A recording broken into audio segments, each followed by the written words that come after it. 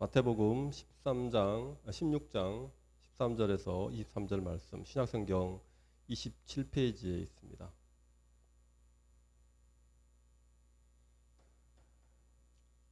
제가 먼저 한 절 읽겠습니다. 예수께서 빌립보 가이사랴 지방에 이르러 제자들에게 물어 이르시되 사람들이 인자를 누구라 하느냐? 더러는 세례 요한, 더러는 엘리야, 어떤 이는 예레미야나 선지자 중에 하나라 하나이다. 이르시되 너희는 나를 누구라 하느냐? 시몬 베드로가 대답하여 이르되 주는 그리스도시요 살아계신 하나님의 아들이시니이다. 예수께서 대답하여 이르시되 바요나 시몬아 내가 복이 있도다. 이를 내게 알게 하니는 혈육이 아니요 하늘에 계신 내 아버지시니라. 또 내게 이르노니 너는 베드로라. 내가 이 반석 위에 내 교회를 세우리니 음부의 권세가 이기지 못하리라. 내가 천국 열쇠를 내게 주리니 내가 땅에서 무엇이든 매면 하늘에서도 매일 것이요 내가 땅에서 무엇이든지 풀면 하늘에서도 풀리리라 하시고 이에 제자들에게 경고하사 자기가 그리스도인 것을 아무에게도 이르지 말라 하시니라. 이때로부터 예수 그리스도께서 자기가 예루살렘에 올라가 장로들과 대제사장들과 서기관들에게 많은 고난을 받고 죽임을 당하고 제3일에 살아나야 할 것을 제자들에게 비로소 나타내시니 베드로가 예수를 붙들고 항변하여 이르되 주여 그리 마옵소서. 이 일이 결코 주께 미치지 아니하리이다. 다 함께 읽겠습니다. 예수께서 돌이키시며 베드로에게 이르시되 사탄아 내 뒤로 물러가라. 너는 나를 넘어지게 하는 자로다. 내가 하나님의 일을 생각하지 아니하고 도리어 사람의 일을 생각하는도다 하시고 아멘. 기도하시겠습니다. 하나님 감사합니다. 무더운 이 여름에도 여전히 하나님의 은혜로 이곳에 나와서 예배할 수 있도록 은혜 주심을 감사합니다. 또 흩어져서 온라인으로 예배 드리고 있는 하나님의 또 자녀와 또 예비 자녀들에게도 하나님께서 동일한 은혜를 내려 주시옵소서. 하나님 이 시간도 말씀을 전하는 자가 성령의 감동으로 하나님의 말씀을 전하고 또 듣는 자가 잘 들을 수 있도록 들을 길을 주시옵소서. 하나님 모든 일들이 하나님께서 은혜로 주시지 않으면 되지 않음을 고백할 수 있는 저희들이 될 수 있도록 이 시간 역사하여 주시옵소서. 모든 말씀 감사드리며 예수님의 이름으로 기도드렸습니다. 아멘. 오늘 말씀 제목은 다 함께 한번 읽어볼까요? 믿음은 이해되지 않을 때 작동한다. 네, 조금 기계에 작동하는 것처럼 말이 좀 딱딱할 수 있는데요. 믿음이 언제 발휘가 되느냐 그거를 얘기하는 것입니다. 여러분 우리가 어떤 사람을 안다라고 할 때 사실 그 안다는 게 어떤 걸 의미할까요? 50년을 함께 산 부부는 그 배우자를 안다라고 얘기할 수 있을까요? 보통 우리가 잘 안다라고 해가지고 어떤 결정을 내리잖아요. 그래서 이제 결혼도 하고 했는데 이게 잘 몰랐구나라고 결혼하고 나서 얼마 있으면 깨닫게 되죠. 그리고 이제 착각이었구나 그렇게 생각을 합니다. 그래서 어떤 사람을 안다는 것, 우리가 무엇을 안다는 것은 사실 굉장히 이 사람이 신이 아니기 때문에 무엇을 안다라고 얘기하지만 실제로 그게 아는 게 아닌 경우가 많아요. 또 우리 세상에 살아가면서 알아야 할 게 많지 않습니까? 굉장히 많아요. 알아야 돼 우리가 알아서 가야 될 게 많은데 근데 사실 우리가 살아가면서 알고 있는 것 중에서 사실 뭐 몰라도 조금 불편할 수는 있지만은 그렇게 중요한 게 아닌 게 많아요. 우리는 사실 몰라도 되는 것을 너무 많이 알고 있는 경우가 많습니다. 사람이 머리를 2%밖에 쓰지 않는다라고 어떤 뭐 뇌학자가 그런 얘기를 했죠. 그래서 다들 몇 프로라도 더 써보려고 마구 집어넣는지는 모르겠지만 너무나 많은 정보를 우리는 머릿속에 넣고 살고 있는 것 같아요. 우리 손안에 너무 많은 정보들을 가지고 있잖아요. 근데 그 중에는 사실 이 땅을 살아가는데 필요 없는 것들도 많이 있죠. 또 오히려 알아서 독이 되는 것이 많이 있습니다. 그만큼 어떤 것을 정말 알아야 하고 몰라야 하는지 그거는 굉장히 우리가 살아가는 데 있어서 현실적으로는 중요한 것이죠. 오늘 예수님께서 빌립보 가이사랴 지방에 가셨어요. 이 빌립보 가이사랴 지방은 지난번에 살펴봤던 두로와 시돈 지방에서 보면은 약간 우측편에 있는, 어차피 이쪽도 이방 지역이에요. 유대인들이 살긴 해도 이방인들이 많이 거주하는 이런 이방 지역인데, 이 이방 지역에 예수님께서 가셔가지고 오늘 갑자기 제자들에게 문제를 하나 내십니다. 갑작스러운 퀴즈를 하나 내시는 거죠. 그런데 이게 굉장히 중요한 거예요. 그냥 간과할 수 없는 굉장히 중요한 겁니다. 이 문제를 하나 내셨는데, 지금까지 여기 16장이잖아요. 마태복음 16장까지 왔는데 지금까지 예수님과 함께 제자들이 다니면서 많은 것을 가르침을 받았죠. 그리고 또 많은 것을 보았지 않습니까? 많은 이적과 기적을 보았고 예수님께서 하신 많은 말씀들을 들었어요. 그러면 이제 중간고사를 한번 보는 거죠. 요즘 뭐 학생들 보니까 한참 시험이 이제 다 끝나고 방학을 기다리고 있는데 예수님께서도 시험을 한번 보시는 것 같아요. 그래서 이 문제는 예수님을 한 2, 3년 정도 따라다녔다면 누구나 맞출 수 있는 그런 문제예요. 우리가 보통 문제 내놓고 그렇게 얘기하잖아요. 정상적으로 학교를 다녔으면 다 맞출 수 있는 문제라고 그런 거짓말을 하죠. 마찬가지로 오늘 예수님께서 내신 문제는 사실 제자들에게는 너무나 쉬운 문제였어요. 정말 예수님과 함께 따라다녔던 이들에게는 너무 쉬운 문제였어요. 그래서 제자들이 맞추겠죠.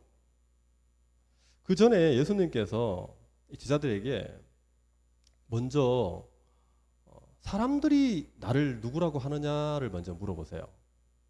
사람들이 나를 누구라고 하느냐. 이 사람들은 세례 요한이다, 예수님이 엘리야다, 예레미야다, 선지자 중에 하나라고 이렇게 대답을 한 거죠. 이 답은 다 틀린 답입니다. 이렇게 틀린 답을 말하도록 이제 먼저 얘기하신 다음에 제자들에게 물어보시는 거예요. 그러면 너는 나를 누구라고 하느냐?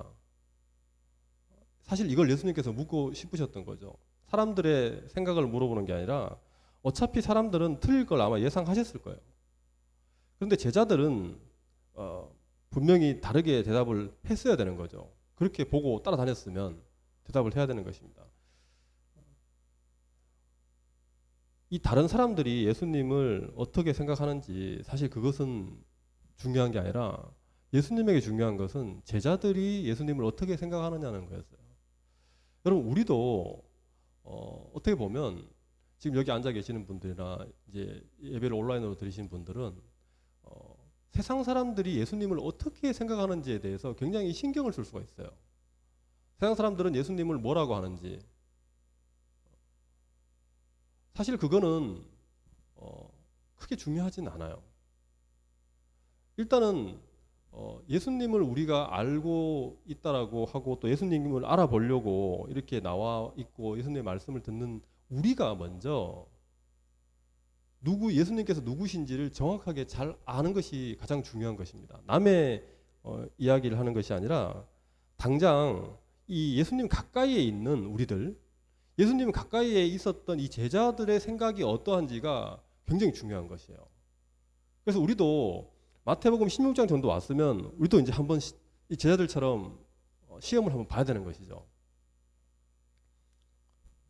제자들은 아마도 자신들이 대답을 알고 있었기 때문에 사람들은 세례 요한이다, 선지자다 이렇게 얘기를 합니다라고 얘기하면서 마음속에서는 정답을 자기들이 알고 있으니까 굉장히 좀 이렇게 우쭐했을 것 같아요.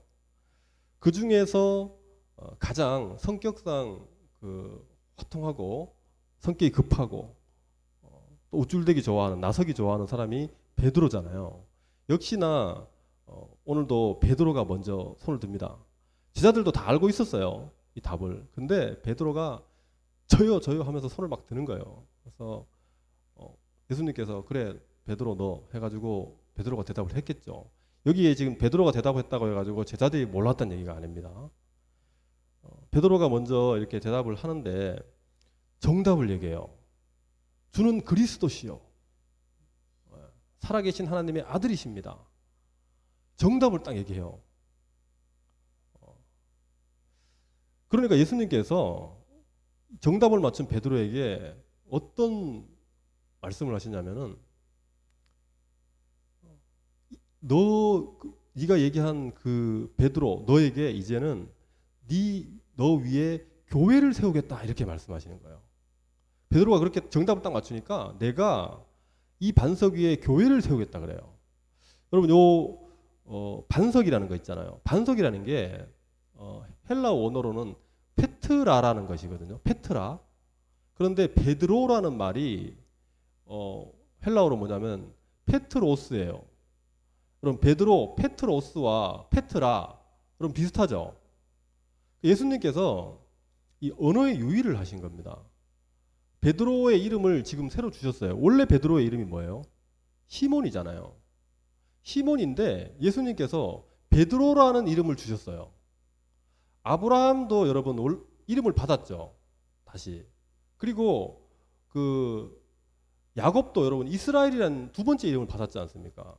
예수님께서 또 하나님께서 어떤 새로운 일을 시작할 때 그 사람의 이름부터 새로 주시고 고치시거든요. 그래서 시몬의 이름을 베드로라고 고치신 거예요. 너의 이름을 이제 베드로로 하라는 겁니다. 그러면서 베드로라고 하신 이유가 뭐냐면 페트라라고 하는 말하고 비슷하잖아요. 그래서 베드로라는 이름을 주시면서 너는 이 페트라가 뭐냐면 기초란 뜻이에요. 기초, 반석. 건물을 지을 때 놓는 그 기초 같은 돌이란 뜻이거든요. 돌. 베드로가 사실은 돌이란 뜻인 거예요. 내가 너 이름을 베드로라고 하면서 그 같은 비슷한 말인 이 반석 위에 이 돌 위에 내가 교회를 세울 것이다 이렇게 하시면서 베드로에게 어떻게 보면 상을 주시는 거죠. 답을 맞춘 베드로에게 너로부터 교회를 내가 이제 시작하겠다 이렇게 얘기하시는 거예요. 그렇다고 교회의 주인이 베드로는 아니죠. 그냥 베드로로부터 시작하시겠다는 거예요. 아브라함으로부터 시작하신 것처럼 야곱으로부터 시작하신 것처럼 이제 베드로로부터 시작하신다는 것이에요. 하나님께서는 이 사도들 12제자들을 세우셔가지고 그 12제자들로부터 시작해서 이제 교회를 세우시거든요. 제자들이 교회의 터가 되는 것이에요. 그러한 의미에서 베드로만 또 터가 되는 게 아닙니다. 나중에 가보면 제자들 전부 그 위에 교회를 세우는 거예요. 사도들의 터 위에 교회를 세웠다라고 얘기하십니다. 예수님께서. 그래서 베드로가 이제 대표로 그냥 먼저 맞췄기 때문에 베드로에게 얘기를 하는 것이에요. 이 교회는 음부의 권세가 이기지 못한다고 얘기합니다. 사탄이 어떻게 하지를 못한다는 것이에요. 왜냐하면 예수님께서 세우셨기 때문에 사탄이 어떻게 하지 못한다는 것이에요. 그리고 두 번째로 천국 열쇠를 베드로에게 주신다고 말씀하시네요. 여러분 열쇠라는 것은 출입할 수 있는 기구잖아요. 열쇠가 있으면 들어가고 없으면 못 들어가는 거잖아요. 천국 열쇠라는 것은 천국에 들어가고 나오고 할 수 있는 열쇠인 거거든요. 천국 열쇠. 천국 열쇠를 베드로에게 줬다는 것이에요. 그러면 여러분 베드로의 고난이 대단하죠. 그런데 카톨릭에서는 그래서 베드로가 천국의 열쇠를 받았기 때문에 베드로를 통하지 않고는 천국에 갈 수 없다라고 얘기를 합니다. 근데 그것은 잘못된 것이에요. 베드로가 천국 열쇠를 받았지만은 이 천국 열쇠를 가지고 있는 것은 어떻게 보면 키를 맡은 자에 불과한 것이에요. 천국을 들어갔다 나갔다 할 수 있는 문지기인 거예요. 문지기. 예수님께서 문을 열어라. 그러면 여는 것이고 닫아라 그러면 닫는 것이에요. 물론 그것은 성령의 감동으로 할 것입니다. 그리고 베드로가 제자들과 함께 다른 제자들과 함께 다니면서 복음을 전하잖아요.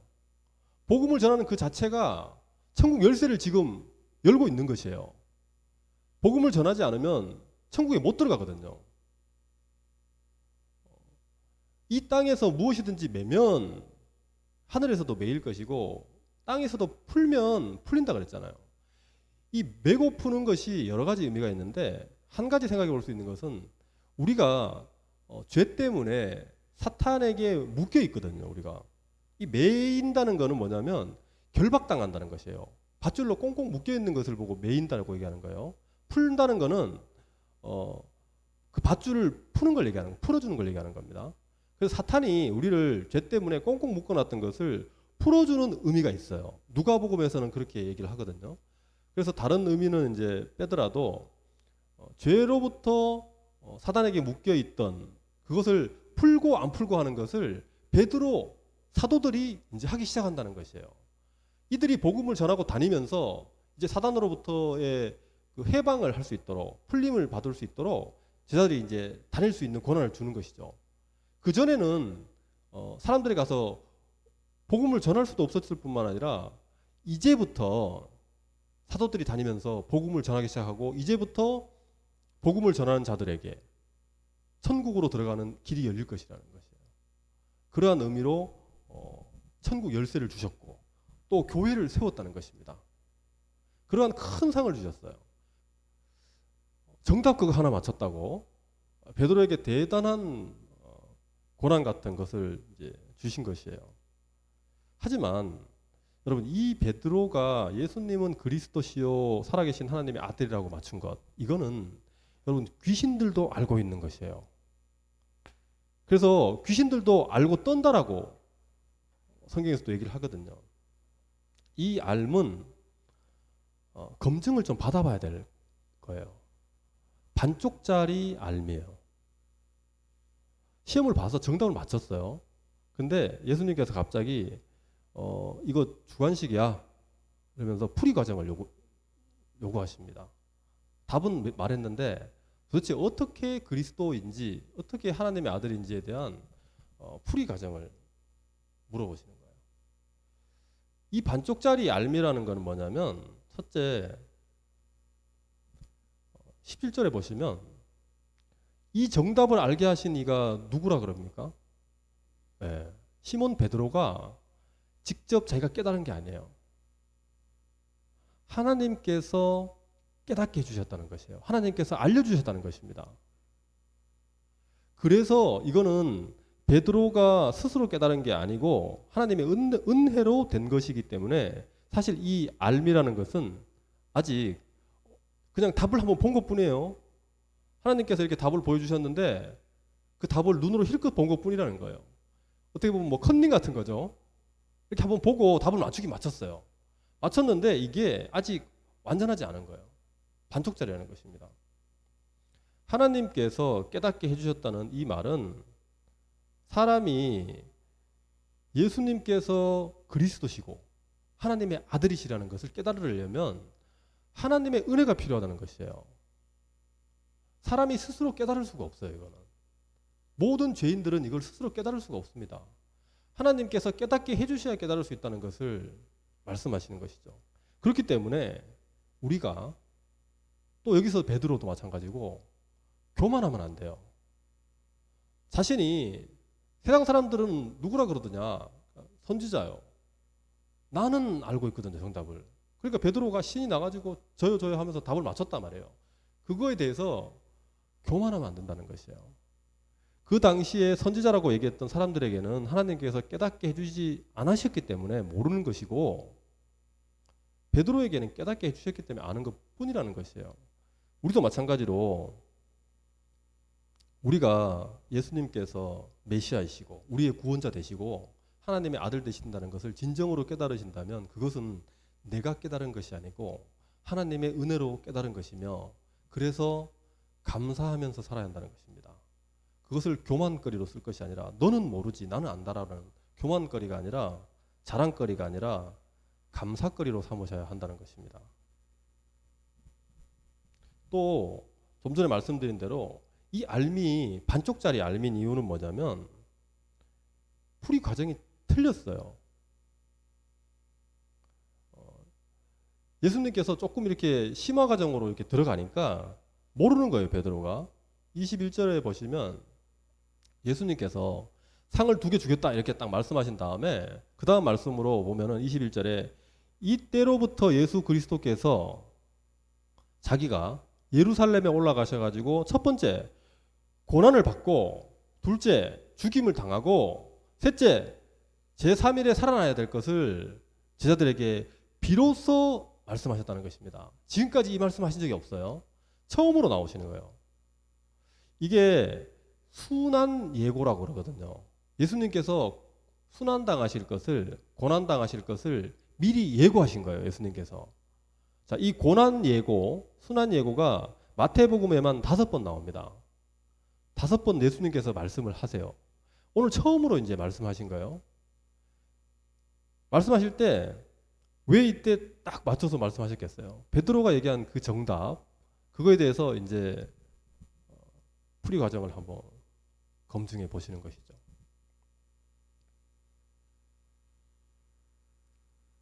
예수님께서 어떻게 그리스도가 되는지에 대해서, 어떠한 그리스도인지에 대해서 알아야 될 텐데, 여러분 첫 번째로 베드로는 하나님의 아들로서 그리스도라는 것은 알았잖아요.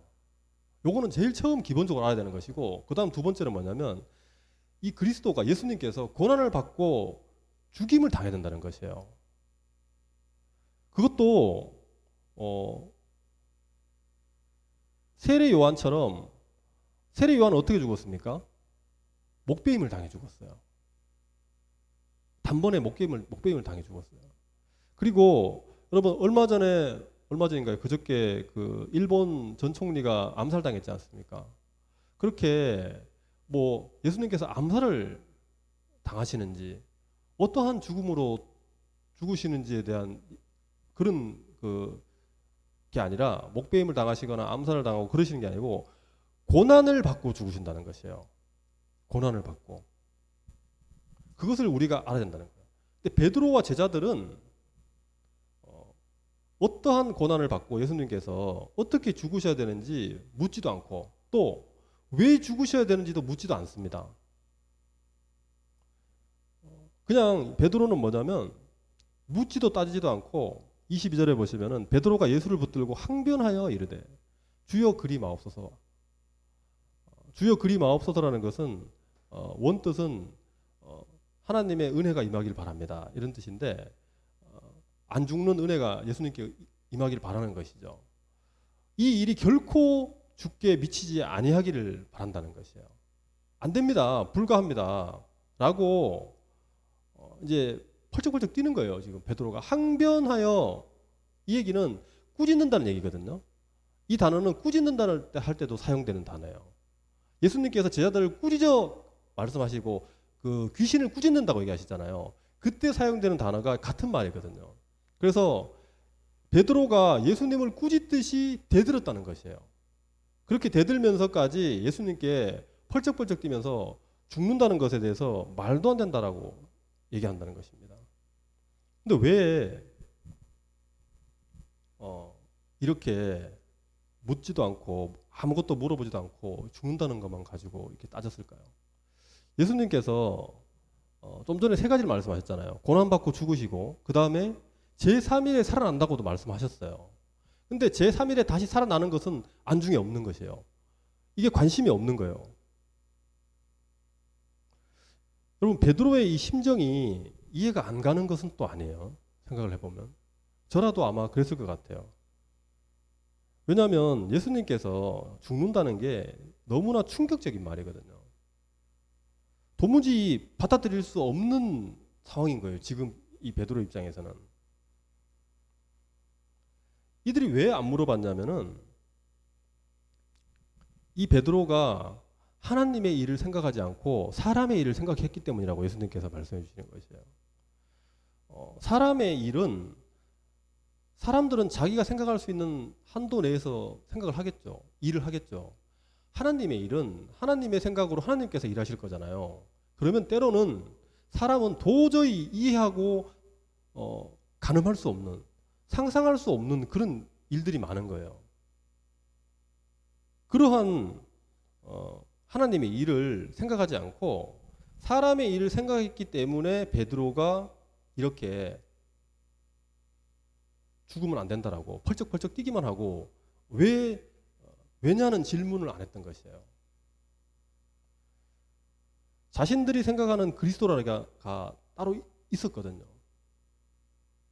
이 그리스도라는 이 구원자는 죽을 리가 없다는 거예요. 이거는 베드로만의 생각이 아닙니다.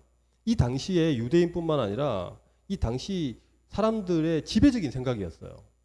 그렇기 때문에 베드로만 굳이 이렇게 잘못 생각한 건 아니에요. 여러분, 사람들은 듣고 싶은 것만 듣습니다. 보고 싶은 것만 봐요. 그래서 오늘 본문에서도 베드로가 제3일에 살아나야 할 것은 들어도 들리지 않는 거예요. 듣고 싶은 것만 듣는 거니까.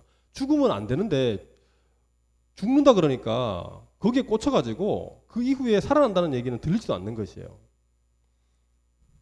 구약 성경에서 분명히 메시아가 고난을 받고 죽는다라고 예언이 다 되어 있거든요. 그런데 유대인들뿐만 아니라 이 제자들도 그 성경의 말씀을 읽어도 그게 마음속에 남아있지 않는 거예요. 들리지 않는 거예요. 자기가 생각하고 싶은 거, 받아들이고 싶은 그 고정관념으로 읽으니까 그렇게 된 거죠. 또 여러분, 어떤 인간이, 어떤 피조물이 이 창조주가 죽는다는 것을 상상할 수 있겠냐는 거예요. 사실 이건 여러분 엄청난 일입니다. 여러분, 영화 광고를 보통 하는 거 보면은 그렇게 광고를 많이 하잖아요. 요즘도 하는지 모르겠는데 무엇을 상상하든 그 이상을 보게 될 것이다. 그런 광고 많이 하죠. 가보면 그 이상이 없는데 광고를 그렇게 해요. 여러분, 정말 이 예수님의 이 죽음이야말로 이 당시를 보면 우리가 메시아에 대해서, 그리스도에 대해서 어떤 것을 상상할더라도 정말 그 이상을 보게 되는 거예요. 상상할 수 없는 일입니다. 제자들이 그렇게 예수님의 기적을 보고 가르침을 받아도 안 되잖아요, 지금. 베드로 상상 안 되잖아요. 이 얘기는 결국에 피조물은 상상할 수 없는 일이라는 것이에요. 그리스도가 죽는다는 것은. 하나님의 일이라는 것이 그런 것이에요. 우리가 감히 상상할 수 없는 그 일이었기 때문에 베드로처럼 이렇게 반응할 수밖에 없었다는 것입니다.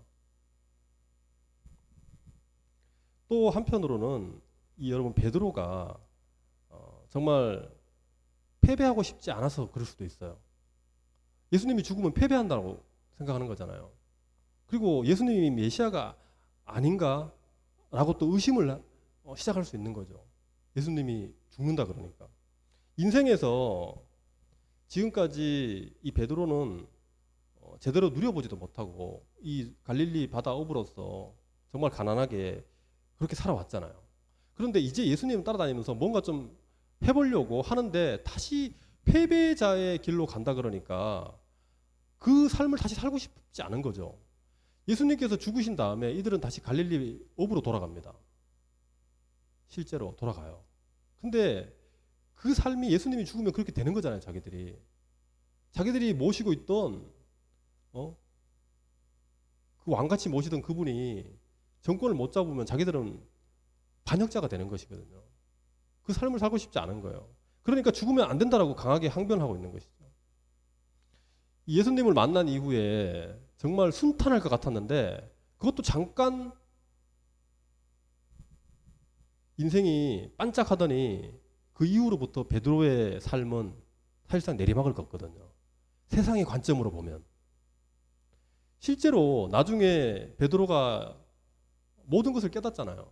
예수님께서 왜 죽으셨는지, 예수님이 메시아라는 모든 것을 깨닫습니다.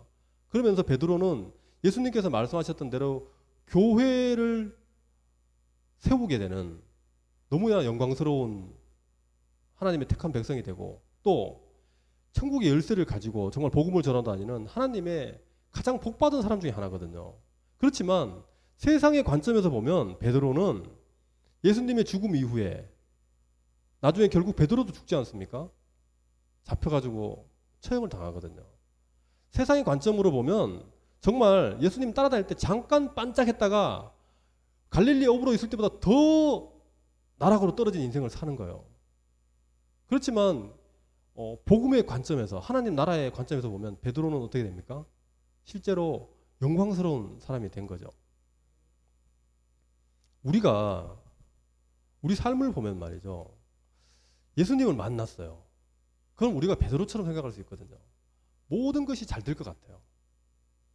그리고 실제로 또 처음엔 또 잘 돼요. 그러면 이제 항상 지금처럼 계속 잘 되겠구나 이렇게 생각할 수 있습니다. 내가 예수님을 모르고 살았을 때 겪었던 이 세상의 고통과 고생들은 내가 예수님을 몰랐으니까 그렇구나, 이렇게 이제 정리할 수 있어요. 그랬는데 예수님을 알고 나서 나에게 닥치는 고난과 어려움은 여러분, 이게 이해가 되지 않는 거예요. 베드로가 지금 그렇잖아요. 갑자기 죽는다 그러니까 이제 자기 앞에 예수님 죽고 나면 펼쳐질 그 인생길이 받아들일 수가 없는 것이에요. 왜? 예수님을 알고 이제 예수님을 따랐는데 왜 그러냐는 거예요. 우리도 그럴 수 있거든요. 예수님을 믿다가 여러분 예수님을 떠나는 많은 이유 중에 이러한 이유가 많아요.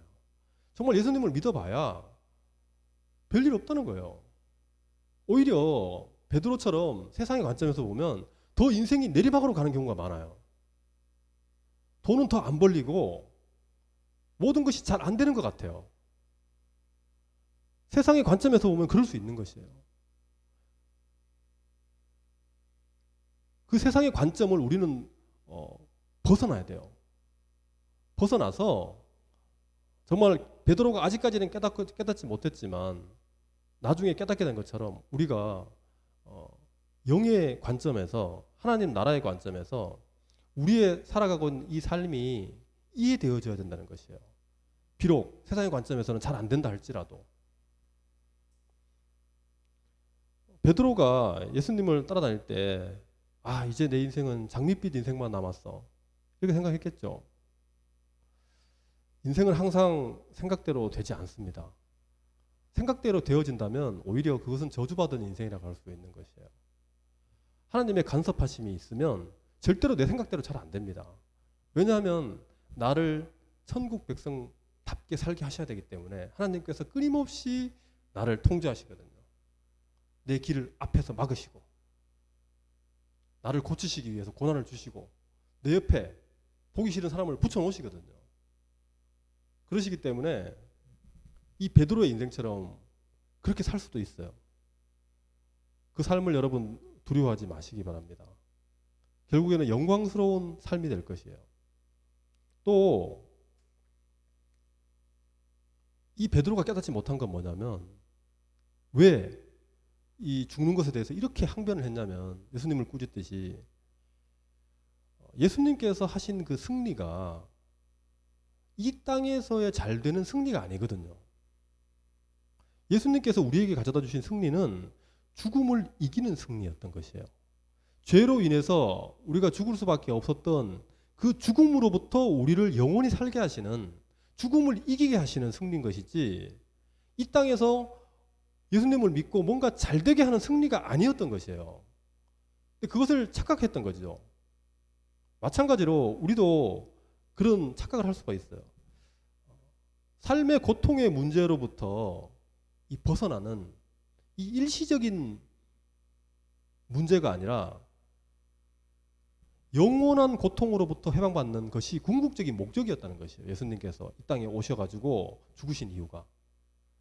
그 이유를 몰랐기 때문에 우리는 늘 우리 눈앞에 펼쳐지는 많은 문제들 앞에서 그 문제가 해결 안 되면 베드로처럼 예수님이 메시아가 아니라고 부인하기 쉽다는 것이에요. 그리스도가 아니라고 부인할 수 있다는 것입니다.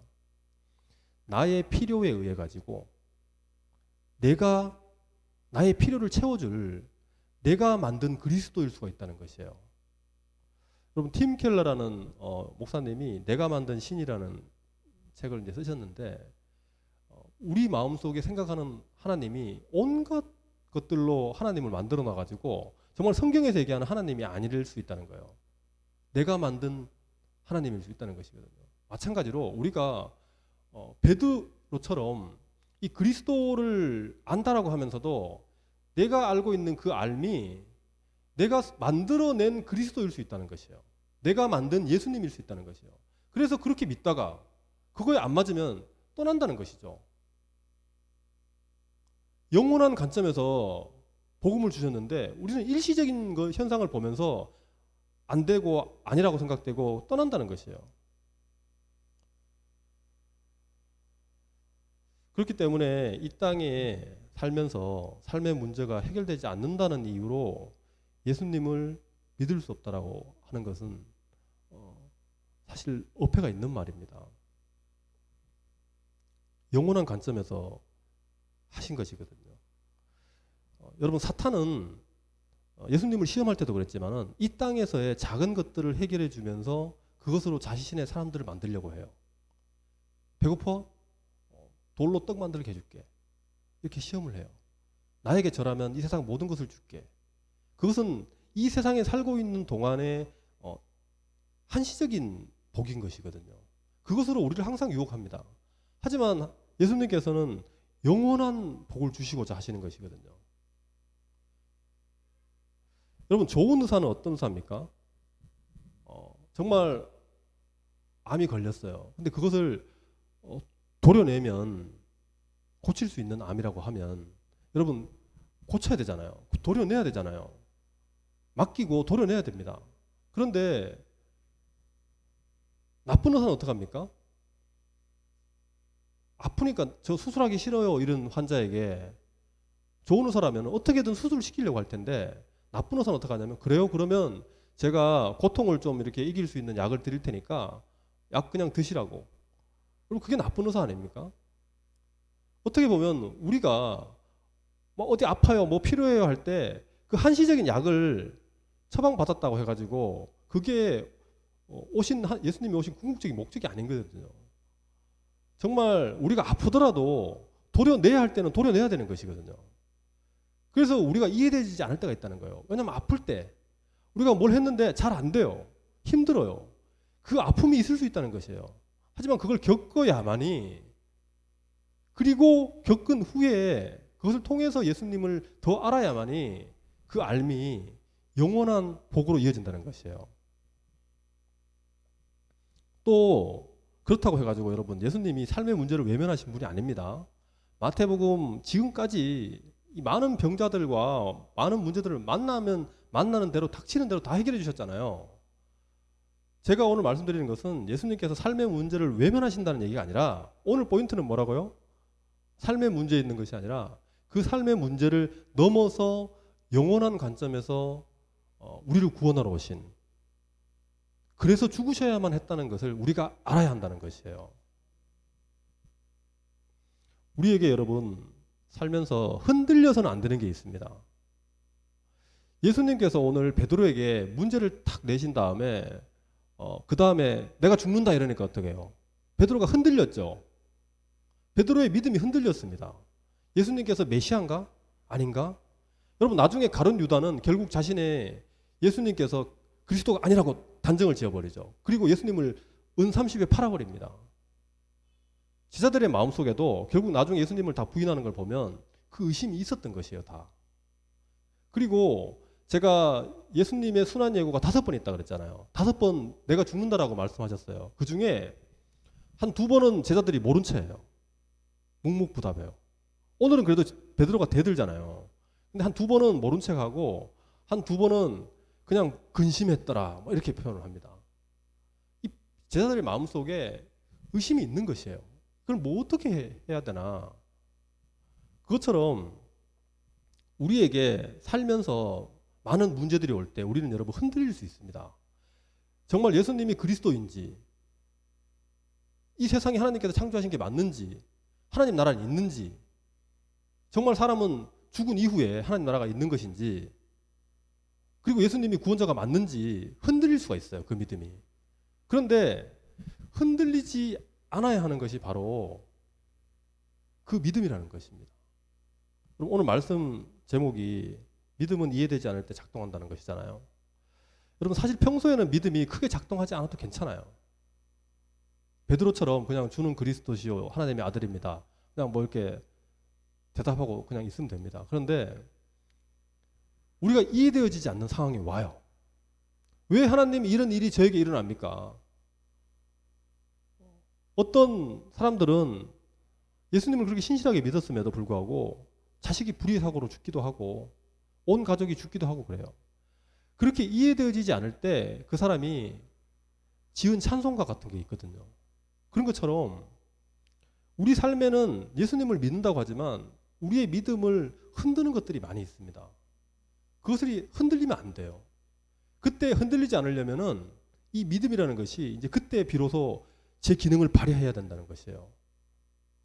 믿음이라는 것은 우리가 평상시에 이해될 수 있을 때보다 이해되어지지 않는 우리 삶의 모든 문제들 앞에, 모든 유혹들 앞에서 그것이 작동해야 되는 것이에요. 그러려면 베드로보다 우리는 더 많은 것을 알아야 합니다. 베드로보다 더 많은 것을 알아야 돼요. 피조물이 상상할 수 없을지라도 이 정말 죄인들을 위해서 십자가에 죽으시는 이 하나님의 크신 계획과 사랑, 은혜 이것들을 우리가 알아야지 이 믿음이 흔들리지 않고 우리가 어떤 문제 앞에 있을 때 이 믿음이 작동하게 되는 것이에요. 우리가 예수님을 더 알아야지 이 믿음이 흔들리지 않는 것입니다. 그렇게 예배에 나오시면서 또 많은 시간을 통해서 예수님을 더 알아가는 저와 여러분이 되었으면 좋겠습니다. 이 시간 예수님을 더 알기 원한다는 고백을 찬송가 453장 찬양하시면서 고백하시겠습니다.